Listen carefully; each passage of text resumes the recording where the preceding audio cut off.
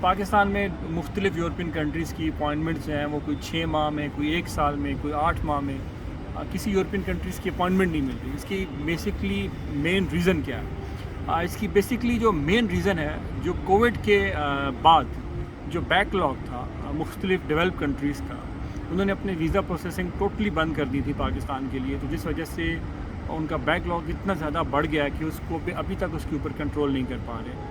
جیسے کہ U S کی پاکستان میں اپوائنٹمنٹ 1 سال بعد کی مل رہی ہے، کینیڈا 1 سال تک ڈیسیجن دے رہا تھا، ابھی انہوں نے کچھ امپروو کیا ہے۔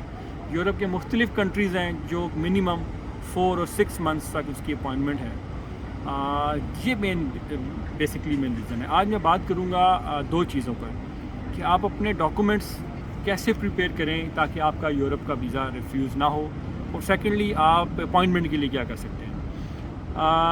اپنے ڈاکومنٹس بناتے وقت چیک لسٹ کو آپ نے ضرور دیکھنا ہے۔ سب سے پہلے آپ کی بینک سٹیٹمنٹ، کیونکہ آپ جب جا رہے ہیں آپ کا بیسکلی جو پرپس ہوگا وہ وزٹ کا ہوگا، کہ آپ یورپ جانا چاہ رہے ہیں۔ میں آج اسپیسیفک بات کر رہا ہوں یورپ کے لیے، کہ آپ یورپ جانا چاہتے ہیں، آپ گھومنا چاہتے ہیں۔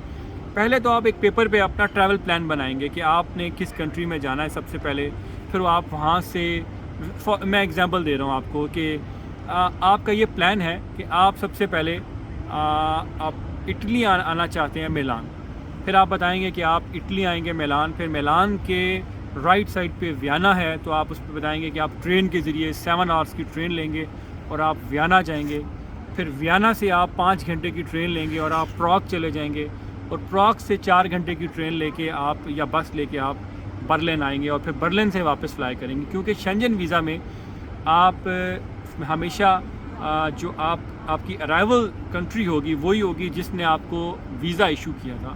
رولز تھوڑے سے چینج ہوئے ہیں، آپ ڈفرینٹ کنٹریز میں جا سکتے ہیں، مگر پریفرنس یہی ہے کہ آپ جس کنٹری میں آپ نے پلان دیا آپ ادھر ہی ارائیو کریں۔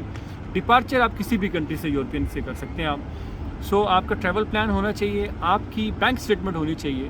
اگر آپ 5 دن کا ٹریول پلان بتا رہے ہیں تو ٹکٹ کاسٹ آپ کے پاس آپ کی بینک سٹیٹمنٹ میں ہونی چاہیے، 4 لاکھ روپے تک آپ کا ٹکٹ کاسٹ ہے۔